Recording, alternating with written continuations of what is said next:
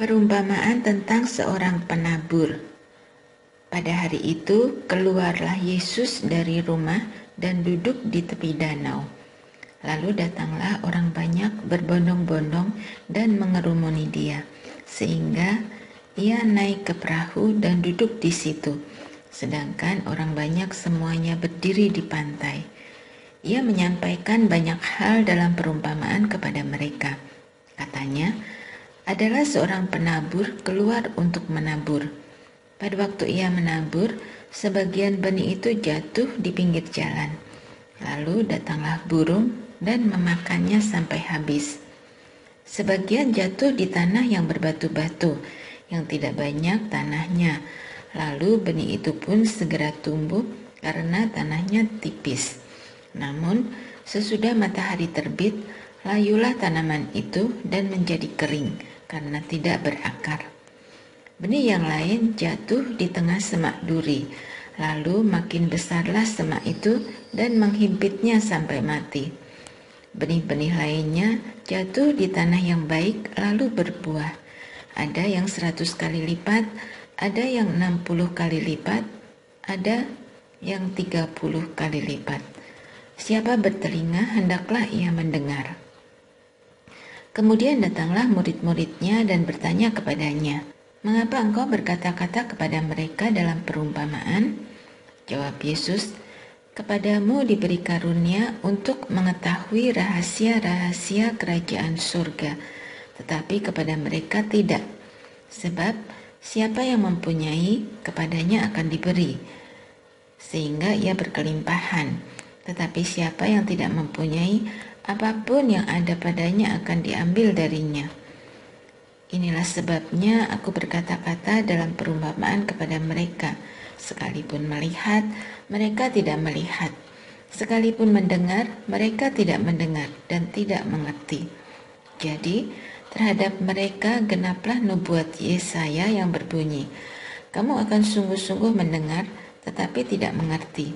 Kamu akan sungguh-sungguh melihat, tetapi tidak memahami.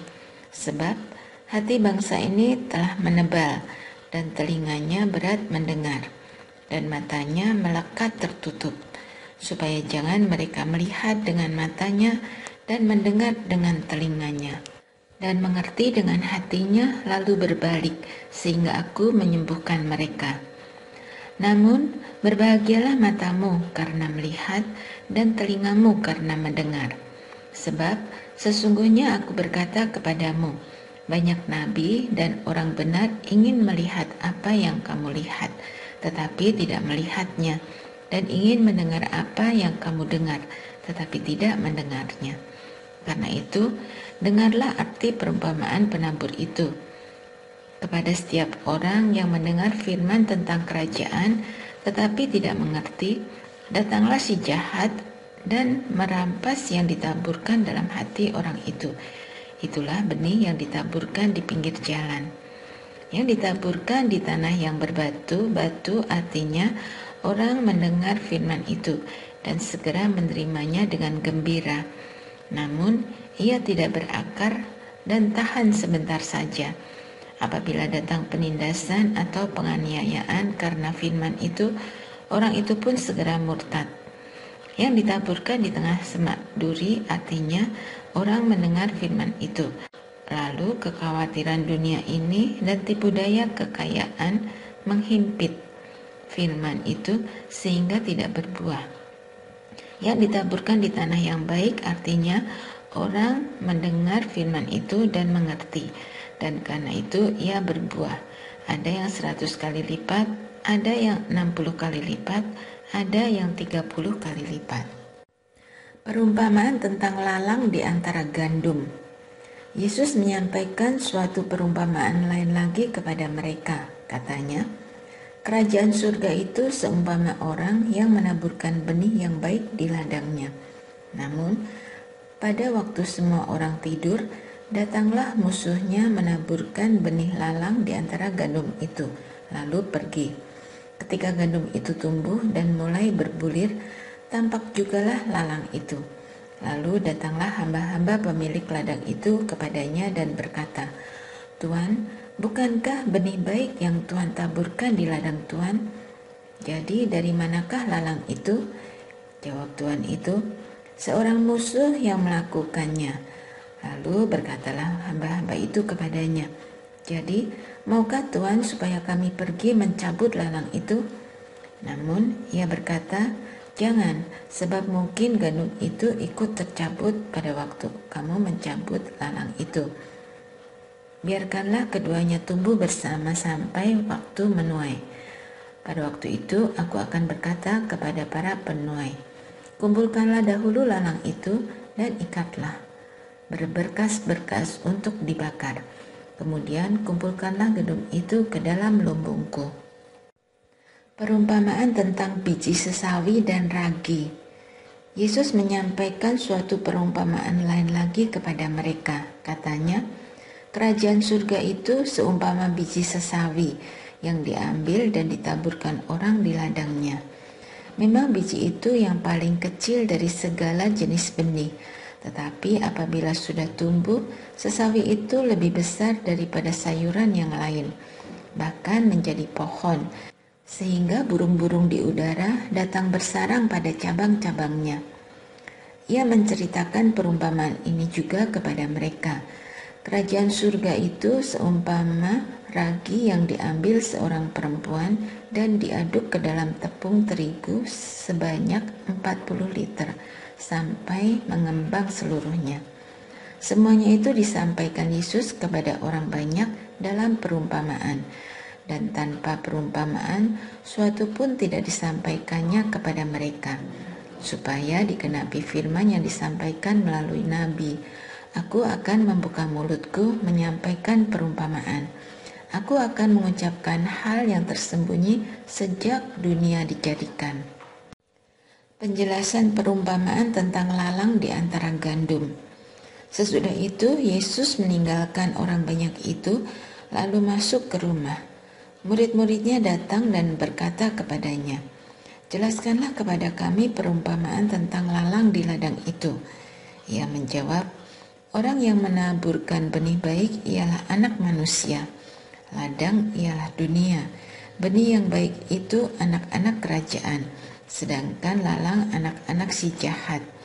Musuh yang menaburkan benih lalang ialah iblis. Waktu menuai ialah akhir zaman, dan para penuai itu malaikat. Jadi, seperti lalang itu dikumpulkan dan dibakar dalam api, demikian juga pada akhir zaman.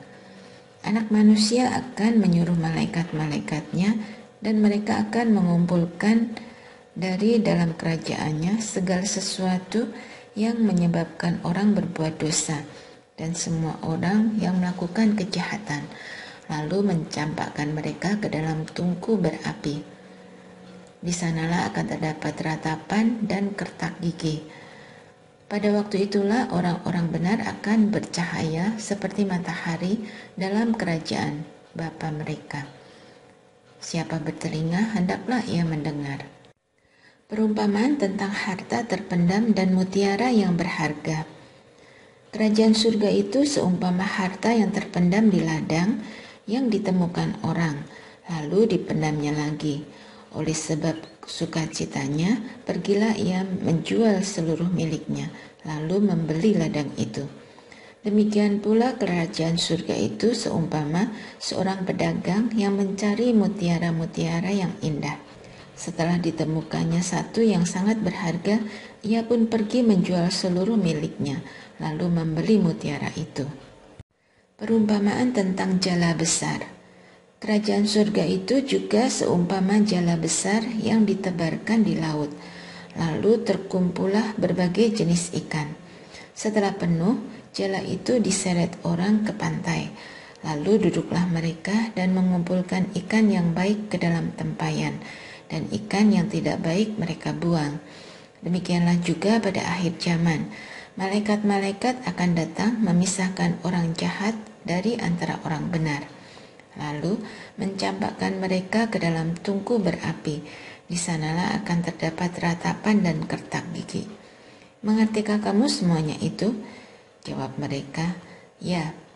Lalu berkatalah Yesus kepada mereka, karena itu Setiap ahli Taurat yang telah diajarkan tentang kerajaan surga itu seumpama tuan rumah yang mengeluarkan harta yang baru dan yang lama dari perbendaharaannya. Yesus ditolak di Nazaret. Setelah Yesus mengakhiri cerita-cerita perumpamaan itu, ia pun pergi dari situ. Setibanya di tempat asalnya, dia mengajar orang-orang di situ di rumah ibadat mereka.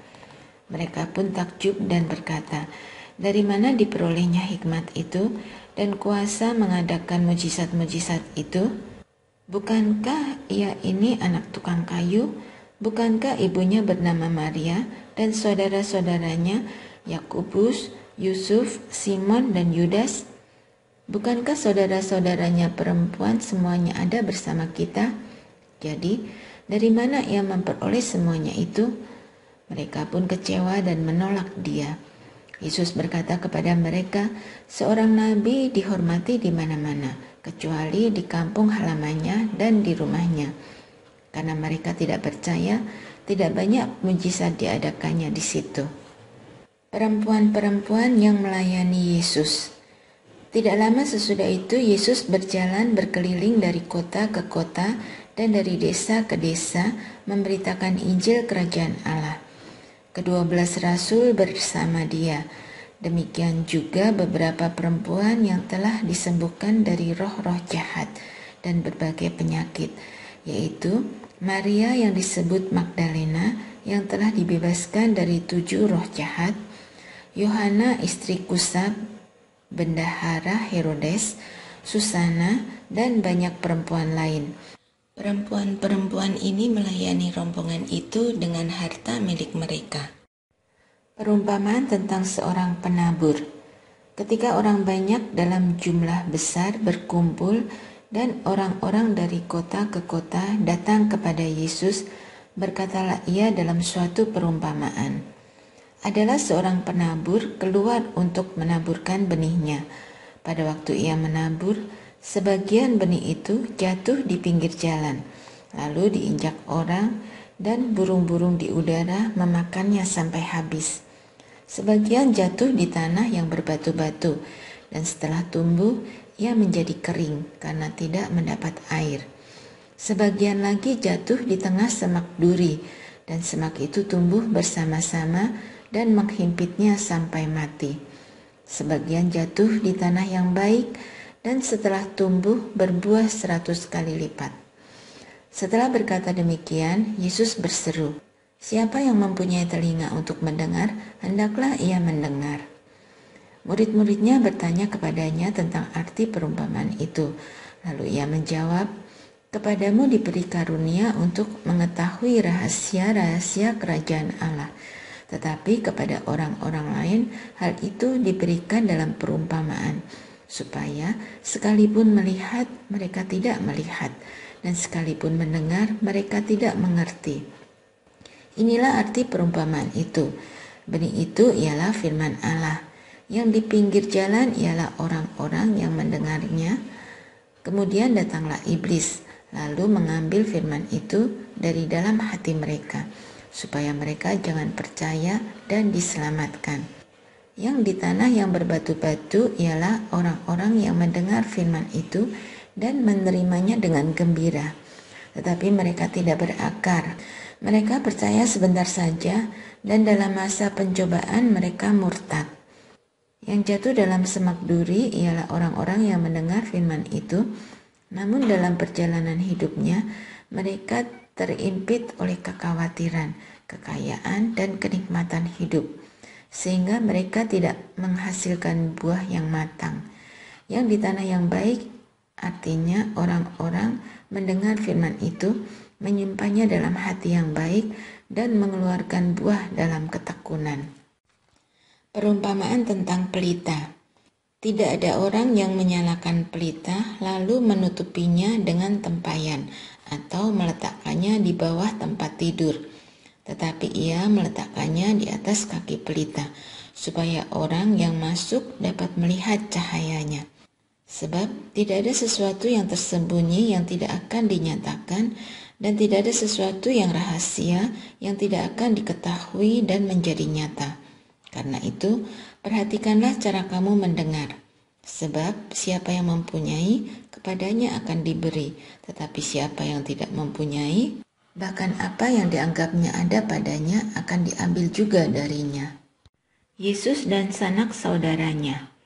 Ibu dan saudara-saudara Yesus datang kepadanya, tetapi mereka tidak dapat mendekati dia oleh karena orang banyak.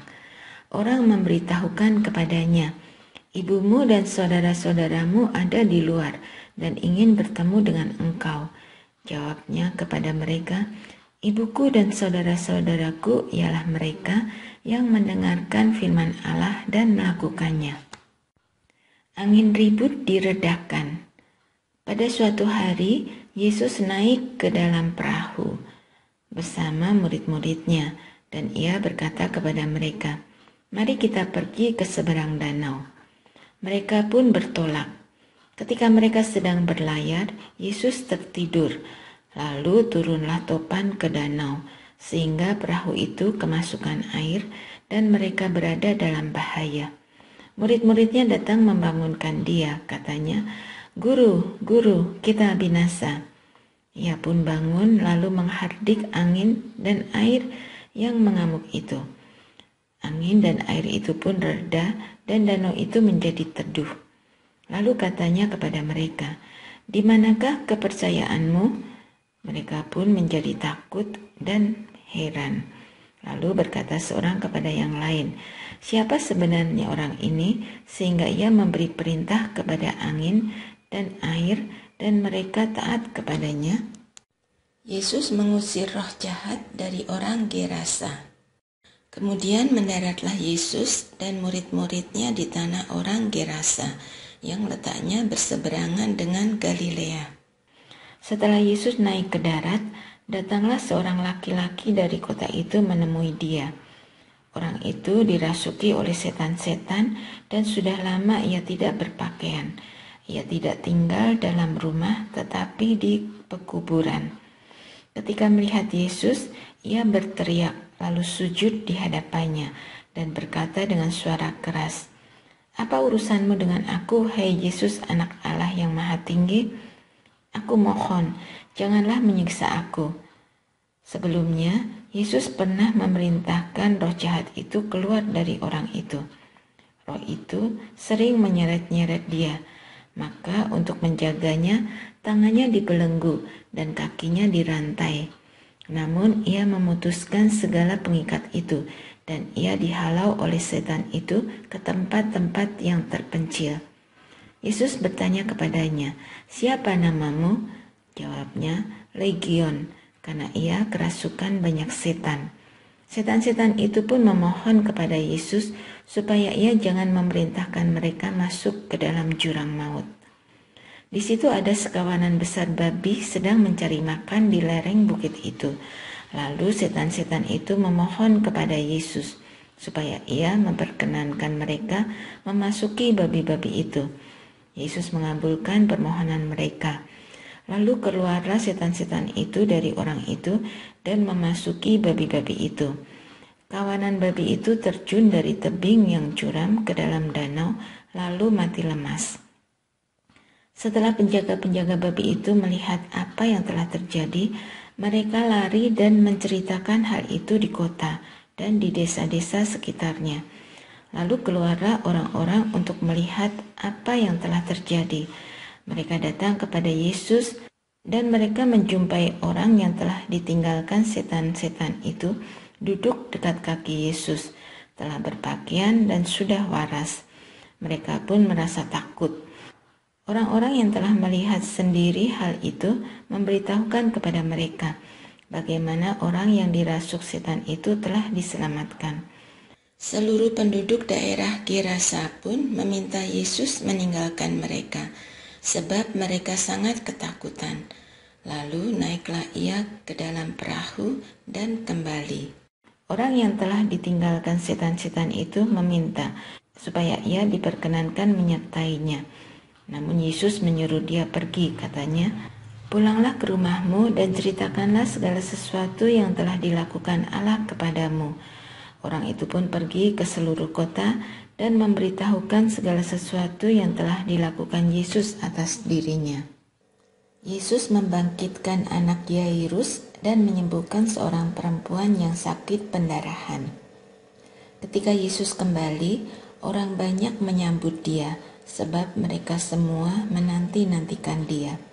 Lalu datanglah seorang yang bernama Yairus. Ia adalah kepala rumah ibadat. Dia sujud di depan kaki Yesus dan memohon Yesus datang ke rumahnya. Karena anaknya perempuan yang satu-satunya yang berumur kira-kira 12 tahun hampir mati. Dalam perjalanan ke situ, Yesus didesak-desak orang banyak. Di situ ada seorang perempuan yang sudah 12 tahun menderita pendarahan dan tidak berhasil disembuhkan oleh siapapun. Ia maju mendekati Yesus dari belakang dan menyentuh jumbai jubahnya.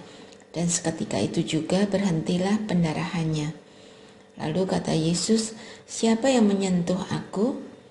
Karena tidak ada yang mengakuinya, berkatalah Petrus, "Guru, orang banyak mengerumuni dan mendesak engkau." Namun Yesus berkata, "Ada seorang yang menyentuh aku, sebab aku merasa ada kuasa keluar dari diriku." Ketika perempuan itu melihat bahwa perbuatannya itu ketahuan, ia datang dengan gemetar, sujud di depannya dan menceritakan di hadapan semua orang apa sebabnya ia menyentuh dia dan bahwa seketika itu juga ia sembuh. Lalu katanya kepada perempuan itu, "Hai anakku, imanmu telah menyelamatkan engkau, pergilah dengan damai."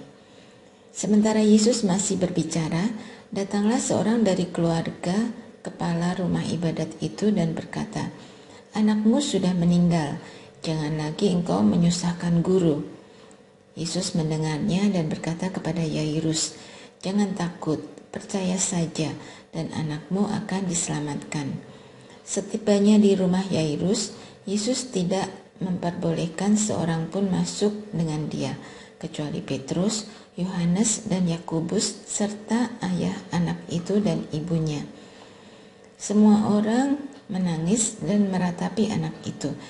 Tetapi Yesus berkata, "Jangan menangis, ia tidak mati, tetapi tidur." Mereka menertawakan dia, karena mereka tahu bahwa anak itu telah mati. Lalu Yesus memegang tangan anak itu dan berseru, "Hai anak, bangkitlah." Roh anak itu pun kembali, dan seketika itu juga ia bangun. Kemudian Yesus menyuruh mereka memberi anak itu makan. Lalu takjublah orang tua anak itu. Tetapi Yesus melarang mereka memberitahukan kepada siapapun apa yang telah terjadi.